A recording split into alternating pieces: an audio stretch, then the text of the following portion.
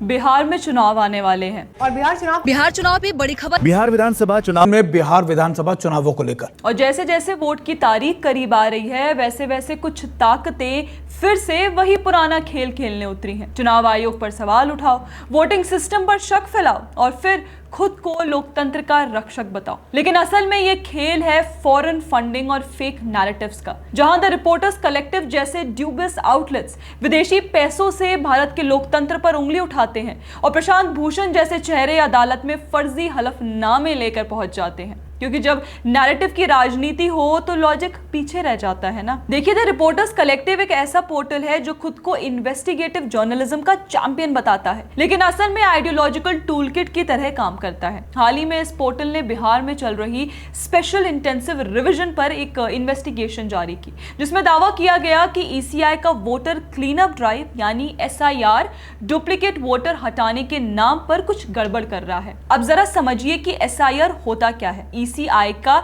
ये programme voter list से duplicate, ineligible या मृत व्यक्तियों के नाम हटाने के लिए होता है। यानी जो वोटर अब अस्तित्व में नहीं है या किसी और जगह शिफ्ट हो गए हैं, उनके नाम हटाए जाते हैं ताकि वोटिंग का असली जनादेश साफ और सटीक रहे। द रिपोर्टर्स कलेक्टिव ने अपने पहले दावे में कहा था कि बिहार के 243 विधानसभा क्षेत्रों में 14.35 लाख डुप्लीकेट वोटर हैं, यानी जिनके नाम, पिता का नाम और उम्र एक जैसी है, वो डुप्लीकेट हैं। अब सोचिए, अगर वाकई ऐसा होता तो क्या विपक्षी पार्टियां, खासतौर पर कांग्रेस जो वोट चोरी का नारा लगा रही है, चुप बैठती?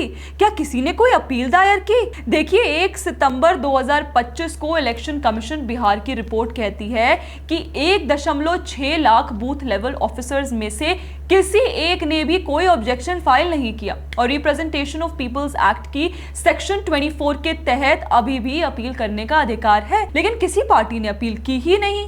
क्यों? क्योंकि शिकायत करने के लिए सबूत चाहिए जनाब, और यहाँ सिर्फ अफवाहें हैं। अब देखिए, टीआरसी यानी द रिपोर्टर्स कलेक्टिव का दूसरा दावा, 1.32 करोड़ वोटर फर्जी या नॉन एग्जिस्टेंट पतों पर रजिस्टर्ड हैं। लेकिन इसकी सच्चाई ये है कि ग्रामीण इलाकों या बस्तियों में जहां घरों को नंबर नहीं दिए गए होते, वहां ईसीआई पास के घरों का अस्थायी नंबर दर्ज करता है। इसलिए कुछ जगह हाउस नंबर 0 या नोशनल एड्रेस लिखा होता है, पर टीआरसी यानी द रिपोर्टर्स कलेक्टिव ने यह समझने की जरूरत ही नहीं समझी। ना उन्होंने जमीन पर जाकर लोगों से बातचीत की, ना किसी बीएलओ से पुष्टि ली।